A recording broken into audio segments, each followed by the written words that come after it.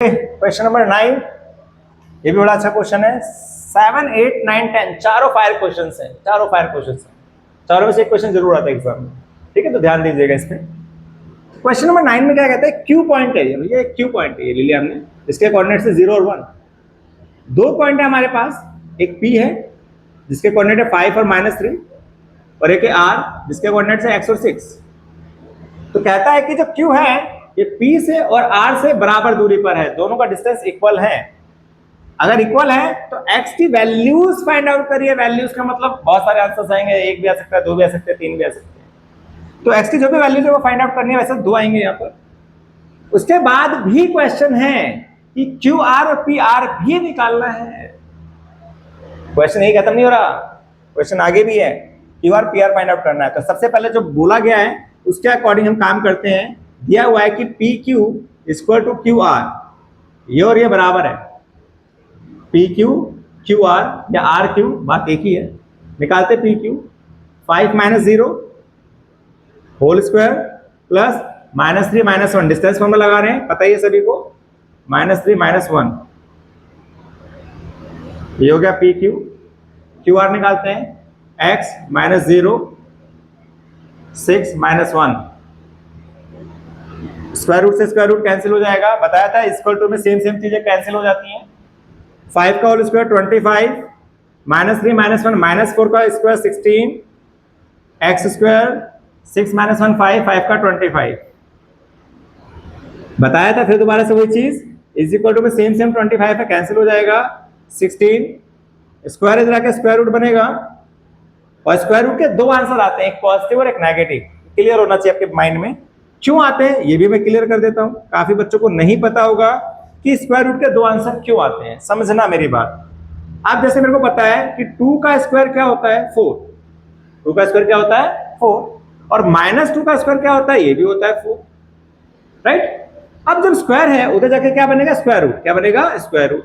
तो हो सकता है स्क्वायर का उल्टा होता है स्क्वायर रूट, स्क्वायर रूट का उल्टा होता है स्क्वायर, तो स्क्वायर जाके स्क्वायर रूट बन गया। तो 4 का स्क्वायर रूट हो सकता है कि वो 2 भी हो सकता है और -2 भी हो सकता है, क्योंकि दोनों का स्क्वायर है, 2 का भी स्क्वायर है, -2 का भी स्क्वायर है।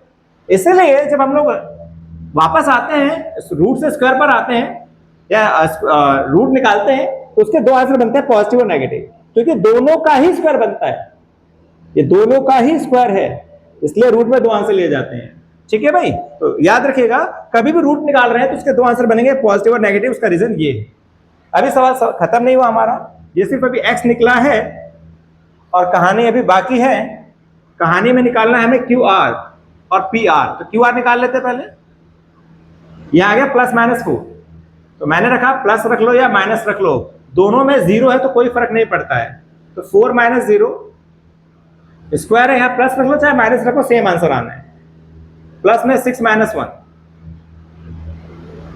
4 का होल स्क्वायर 16 और 5 का स्क्वायर 25, ये आंसर आपका आ गया 41। तो QR तो आ गया 41। अब फर्क पड़ता है PR में, यहां नंबर है, तो यहां पर x की दो वैल्यूज हैं, यहां तो कोई फर्क नहीं पड़ता, 0 स्क्वायर है हो जाएगा, यहां नंबर है इसलिए फर्क पड़ेगा। तो वैन x एक बार 4 लेना है तो PR निकालना है, और एक -4 लेके निकालना है। पहले 4 लेके निकाल लेते हैं, 4 - 5 प्लस 6 - 3, तो 4 - 5 होता है -1, माइनस माइनस प्लस, -1 का होल स्क्वायर 1 और 9 का 81, ये आ गया 82।